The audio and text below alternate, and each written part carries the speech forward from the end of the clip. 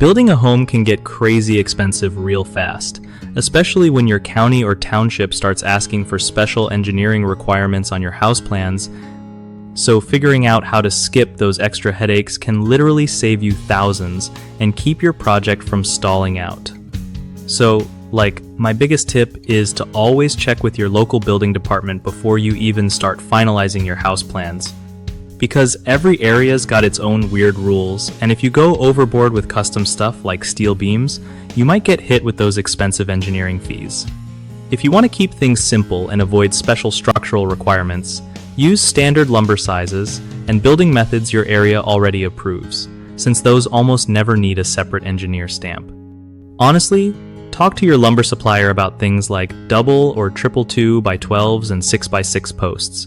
They're usually cool about giving you advice that fits code and won't cost extra.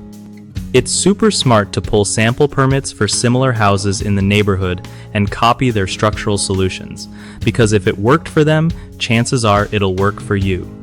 Don't just trust your architect or designer to know the rules.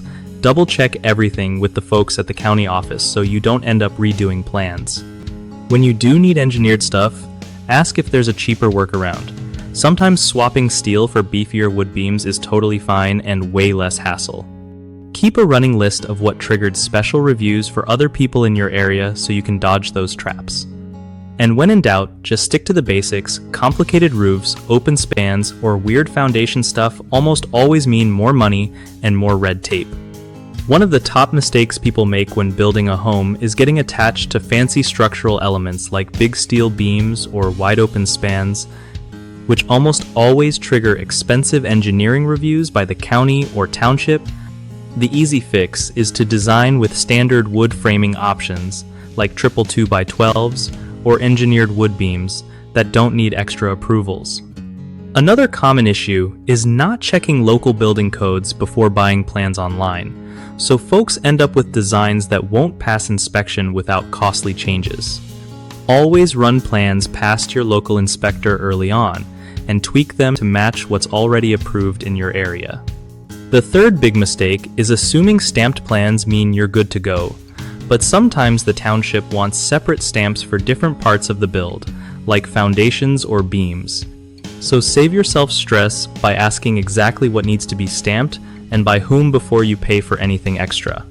BigHomeProjects.com makes it super easy for homeowners to find trusted local contractors who know all the ins and outs of building codes in your area, which is a lifesaver when you want smooth approvals and no surprise costs. Plus, contractors can use BigHomeProjects.com to score legit leads and show off their reviews, making it easier for them to get more work and build their reputation.